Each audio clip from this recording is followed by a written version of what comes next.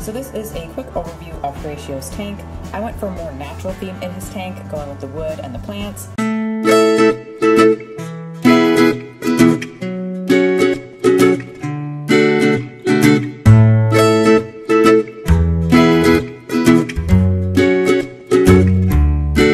Hey everyone, so today I'm going to be giving you a tank tour of Horatio's 5-gallon tank.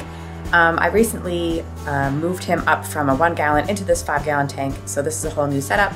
So I decided that I would show you everything that's inside of it and give you a little bit of details and just kind of give you a little tour. So let's get to it. So I'm just going to go over each piece of his tank and talk about where I got it, what brand it was, and stuff like that, and I hope you enjoy. So let's get to it. So the substrate is made up of blue multicolored stones. I had 2 bags, and one of the bags was black and one of the bags was multicolored blue stones, and I mixed them together to fill up the bottom of my 5-gallon here. So the next thing that I've got here is this top fin cop car, and because he's named after Horatio from CSI Miami, I really thought it'd be cute if I had the cop car in his tank. So that is what I have here, and I believe this was around $6 or $7, and I got it from PetSmart. And I know it's a 1-year-old because I got it on the same day that I got Horatio. So next ornament is this one over here, and this is kind of a little cave, and it has a coral appearance and a little shark on top, and this was also by Topfin, and I believe it was around $11. And I got this one at the same time I got his tank, so just back in the end of March. So it's pretty new, so as you can see it is still bright and shiny, there's not any chips or anything going on there. And there's a nice space underneath that he can hide in if he wants to, but it also is not too big and fits nicely in the tank. I find that he doesn't go under it too much, but I have found him under there a couple of times. Back behind the ornament, I have this silk plant, and this silk plant I believe was by National Geographic, and it was $7. And I filled his tank with a lot of silk plants because he used to have problems with fin tearing. I'm not sure what exactly the cause of it was, but I want to make sure that the plants were soft so they wouldn't further any damage or continue to cause it if it was the cause of it. Then back here I have the Whisper filter, and this is Tetra because the tank is Tetra tank.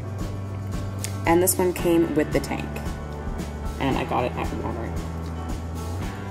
So that is it back there. I have it on the lowest possible flow. You can kind of see the flow going on there by the bubbles on top. And so far I really like this filter and I haven't had any problems with it. Beside the filter I have the heater, and that is the National Geographic 10-watt submersible. Then beside the heater I have the ZooMed Betta leaf hammock. I find him sleeping on this quite often. He really likes it, so that's why he has it in there. Underneath I have another silk plant, and this is by Topfin, and it was $6, and it is red. Then underneath that silk plant, or I guess you could technically say in front of it, is this Topfin plant, and this is a plastic plant, but the edges aren't sharp or jaggedy, so that is why I still use it in his tank, and I really like that one. And I also got this at the same time that I got him. Now back here is my favorite part of this tank, and obviously the most significant part of the tank. It's what really puts the tank together, and I also got this at the same time that I got the shark over there, and that was back in March. And this is a very large National Geographic wooden piece. Now this was originally $34, but I got it on sale for $17, so it is pretty expensive as well, although I didn't have to pay full price. So it is essentially just feels like a piece of driftwood. And it also has these grass attachments. Again, they don't worry about harming his fins because he never goes anywhere near them, so it is perfectly safe. But I have seen him swimming through the holes, and even if he didn't really use it to swim through as much, I think it is really what puts the tank together and gives it that natural feel that I was really going for. I have his thermometer on the side, and as you can see, the temperature is, I'm just trying to get it to focus a little bit there.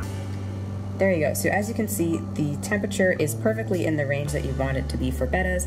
So the heater is doing a wonderful job heating it up, and it stays stable at that. I never see it go up or down. But the reason I keep it on the side here is, as you can see, it's easily readable from where his tank is. So it's back here. It's easily seen, but when you look at the tank from the front, it doesn't steal away from the attention, because sometimes if you had it on the front here, it might, I don't know, just kind of steal the attention a little bit.